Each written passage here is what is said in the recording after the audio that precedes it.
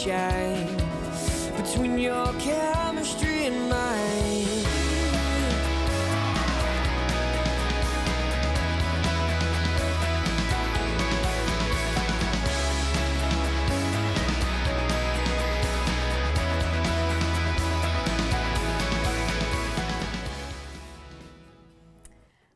Welcome to this edition of Mornings. I'm Alexandra Simon. And I'm Emily Milliron. Today is Tuesday, October 23rd, a C Day here at North Penn High School. Mr. Brumall wants to test your knowledge in this week's Brumall Challenge. Email your answers to mptv@mpenn.org. Here's your question.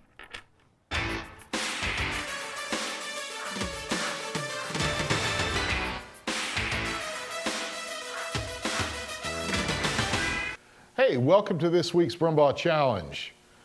A very interesting, obscure question for you on gum chewing. How many calories do you burn in an hour of chewing gum? The answer when we get back.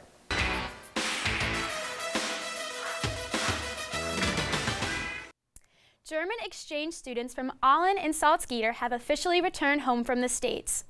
While they were here, students got to experience another culture and visit national landmarks in the area, like the Philadelphia Art Museum and the Statue of Liberty.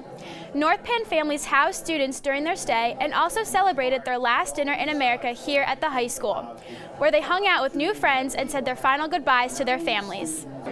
My heart is always touched when I think about the opportunities that people have, not only students, but host families and the school and the nation and even the world when we have students come here and also students that go abroad for a year or for just 2 weeks.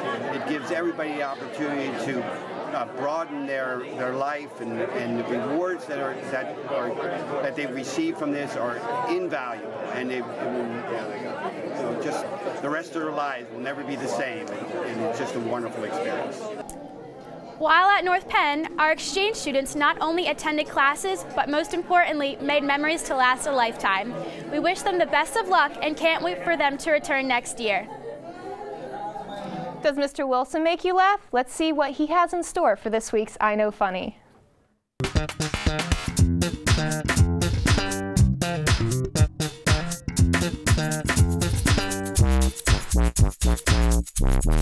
Good morning. This is Mr. Wilson, not Mr. Jones. And it is time for the joke of the day. Today's joke is going to be in the theme of Halloween. It's coming in a couple weeks, so I hope you enjoy it. Why did the skeleton not climb the mountain? Because he had no guts. I'm Mr. Wilson. That was the joke of the day.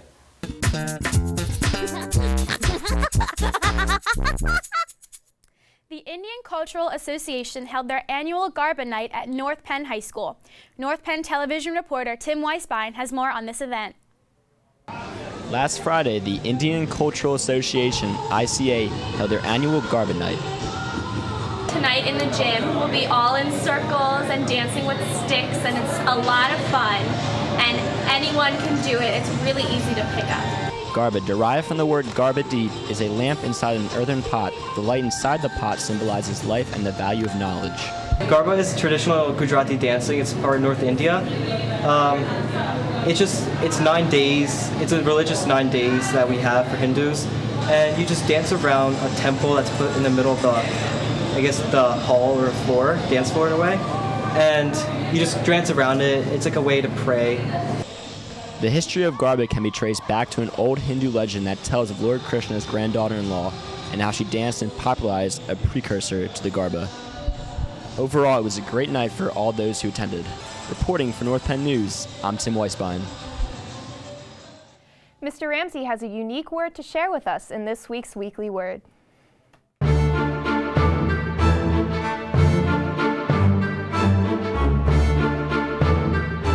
Good morning. Welcome to the Weekly Word. I'm Mr. Ramsey. So, I thought of a word for you, and this word, it's everywhere. It's all over the place. It's ubiquitous. Well, it is. The actual word is ubiquitous, and what it means is something that is everywhere, omnipresent, can't get away from it.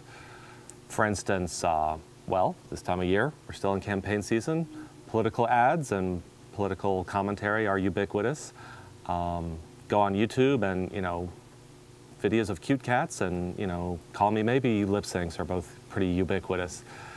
So if you start looking for it, you'll find this word is fairly ubiquitous too. It's a favorite word of a lot of journalists and so on. So happy hunting. I hope you find it, and we'll see you next time on The Weekly Word.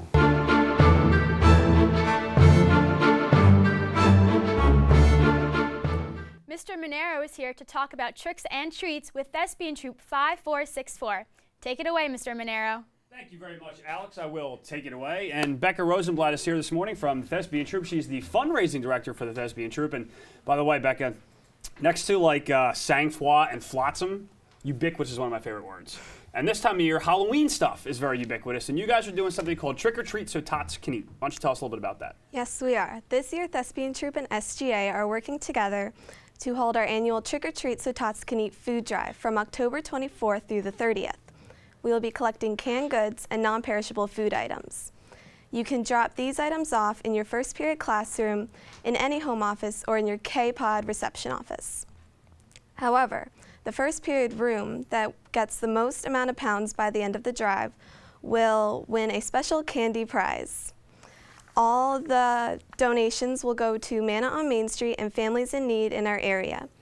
This year, our goal is to raise 1,500 pounds.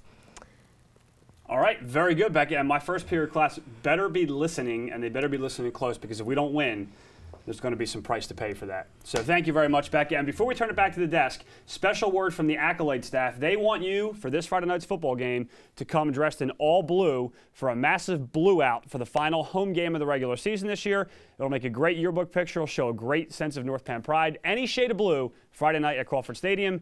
Alex, Emily, back to you guys. Let's see what crazy antics the dudes have in this week's Dude Report. Hello and welcome to the 9th and final debate of the 2032 presidential election. I'm Paul Smith and I'll be your host tonight as we see candidates Ethan Tomko and Christopher Detman face off. Christopher, you won the coin toss, so the first question will be yours. Our first topic for this evening is zoology. Now, Mr. Detman, since you won the coin toss, you'll be going first. If you had to exclude one animal from a zoo, which animal would it be and why? Oh, should I be talking? Thank you, everybody, for being here today. I really appreciate your support. Mr. Detman, you exceeded the time limit. You will be penalized for that, 15 push-ups. Sir, I haven't passed a gym class since the 3rd grade. I can't do the push-ups that you asked me to do. Mr. Detman, not only did you go over the time limit, but now you've talked back to me. Now it's 20 push-ups. Mr. Tomko, you will now have 10 seconds to answer the question. Well, I'd like to start off by saying that my opponent, he's bald. Yes, he doesn't have a luscious head of hair like this. But in response to your question, I would like to go with parakeets. Yes, parakeets. Mr. Detman, your rebuttal? 20. I would have to say that zebras. What are they doing? I don't know. I just don't. All right, thank you, Mr. Detman. Mr. Tomko, you now have the floor. Our next question is, if you could only eat one cookie from the cookie corner for the rest of your life, what cookie would it be and why? Well, in response to your last question, Mr. Smith, I would have to go with, let's see, oatmeal raisin. Oatmeal raisin? Yes, oatmeal raisin. Raisins and oatmeal combined in a single cookie? Do you think or do you just kicking think? My chair? Where am I supposed to put my chair?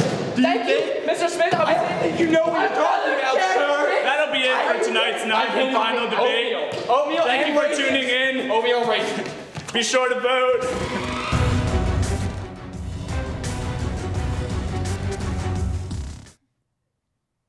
The Marching Knights traveled to James Madison University in Harrisonburg, Virginia this past weekend to take part in the Parade of Champions.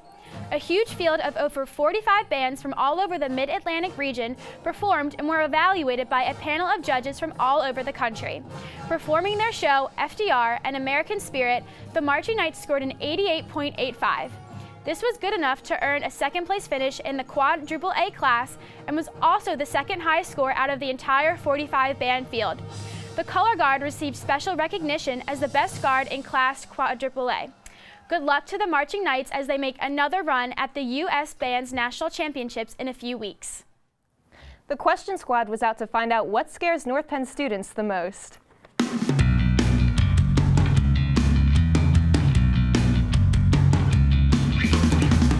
Spiders. Frogs. Americans, but I'm just kidding. I'm scared of werewolves. Pandas. Sharks. My biggest fear is dying. Clowns. Being on the morning show.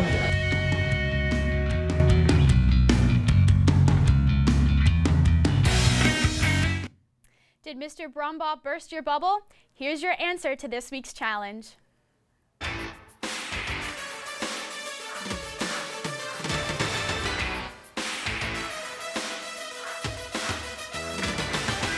Hey, the answer you've all been waiting for. Apparently, you burn about 11 calories an hour chewing gum. Now, I bet that doesn't apply to Big League Chew. Maybe a few more. Depends on how much you've got in your mouth. Hey, bet you didn't know that? Now you do. Thanks for playing this week's Brumbaugh Challenge. The winner for this week's Brumbaugh Challenge is Mr. McCarnan in room E137. That's it for this edition of Mornings. I'm Emily Milliron. And I'm Alexandra Simon. Have a splendid day, North Penn.